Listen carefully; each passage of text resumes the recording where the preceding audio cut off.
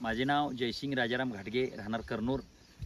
मी आमच्या वडिलार्जित शेती करतोय आणि त्यामध्ये हा खोडवा पीक मी ह्या दैविक कॅप्सूलच्या फवारणीसाठी निवडला। हा खोडवा एकदम म्हणजे माझ्या आतापर्यंतच्या क्षेत्रातला हा सर्वात छोटा प्लॉट होता, म्हणजे मागं राहिलेला। मग हा मागं राहिलेल्या प्लॉटसाठी मी जी शिफारस केली दैविक कॅप्सूलची, आणि आमचे मित्र अमोल खोत यांनी मला दैविक कॅप्सूलबद्दलची माहिती दिली। त्यानंतर मी स्वतः या प्लॉटवरती एक फवारणी, एक आळवणी घेतली आणि मला बघता बघता 8 दिवसात असा रिझल्ट आला की माझ्या अडसाली लावणी बरोबर खोडवा आता दिसायला लागला आहे असं मला वाटायला लागलं आहे। आणि त्यातून मी खायला म्हणून ही काकडी एक 5-6 येल घातली होती, काकडीचे, कोल्हापुरी काकडी म्हणून ही परिचित आहे। तर ह्या काकडीला दुसरी रासायनिक कुठली न फवारणी घेता दैविक कॅप्सूलच्या उसावरती मारणारी फवारणी काकडीवरती घेतली आणि काकडी खायला नव्हे तर आता दुकानात विक्रीला चालल्या। रोज एक दिवस आडाने 20 किलो काकडी निघायला लागल्या, 5च वेल आहे त्या उसामध्ये।